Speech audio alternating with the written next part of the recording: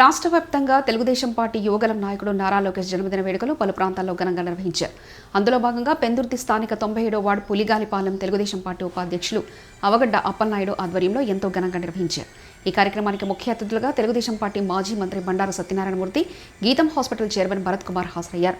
ఈ సందర్భంగా బండారు మాట్లాడుతూ ఎంఈఎస్ మూర్తి గీతం హాస్పిటల్ ద్వారా ఎంతో మంది పేద ప్రజలకు అనేక ఆరోగ్య సేవలు అందించారని, అదే దిశగా ఈ రోజున నారా లోకేష్ జన్మదిన వేడుకలు పురస్కరించుకొని 97వ వార్డులో ఉన్న ప్రజలందరికీ ఉచిత వైద్య శిబిరం ఏర్పాటు చేసిన గీతం హాస్పిటల్ చైర్మన్ భరత్ కుమార్ కి ధన్యవాదాలు తెలిపారు. ఆయన మాట్లాడుతూ బ్రిటిష్ ప్రభుత్వాన్ని గడగడలాడించిన సుభాష్ చంద్రబోస్ జన్మదినం రోజునే తెలుగుదేశం పార్టీ నాయకులు నారా లోకేష్ జన్మించడం ఎంతో ఆనందదాయకమన్నారు.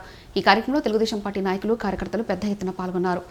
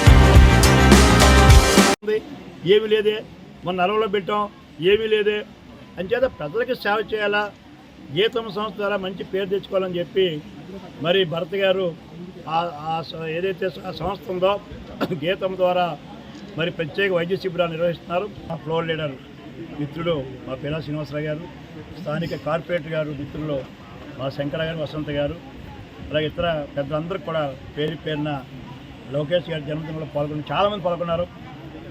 వార్డు పరమేశ్ కానీ జనసేన ఇందాక బండారు గారు మాట్లాడుతూ చెప్పారు, గతంలో కూడా లొకేషన్ బర్త్డే సెలబ్రేట్ చేసుకున్నాం. కానీ ప్రత్యేకత వాళ్ళు ఏంటి అంటే సుభాష్ చంద్రబోస్ గారు పుట్టినరోజు, ఆయన పుట్టినరోజు ఒకరోజే పట్టడం.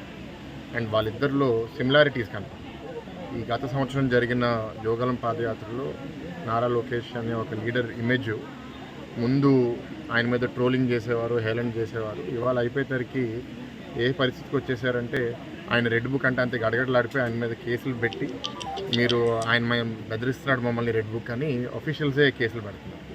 అంటే బ్రిటిష్ వాళ్ళు మన పరిపాలించినప్పుడు మనం శాంతియుతంగా చేస్తే బహుశా 47 కల్లా మనకి స్వాతంత్రం వచ్చేదో లేదో చెప్పలేం. కానీ సుభాష్ చంద్రబోస్ గారు ఆ ఇండియన్ నేషనల్ ఆర్మీ బిల్డ్ చేసి ఒక భయం అయితే బ్రిటిషర్స్లో పుట్టించారు. భారతదేశ వాసులందరికీ ఒక ధైర్యం కూడా పుట్టించారు.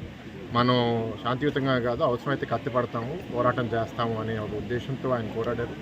ఆయన 45లో చనిపోయినా సరే ఇప్పటికీ ఆయన గురించి దేశవ్యాప్తంగా గుర్తు చేసుకుంటున్నామంటే ఆయన దేశం మీద లీవ్ చేసిన ఇంపాక్ట్. అలాంటి ఒక గొప్ప నాయకుడు నారా లోకేష్ అని అనుకుంటున్నాము.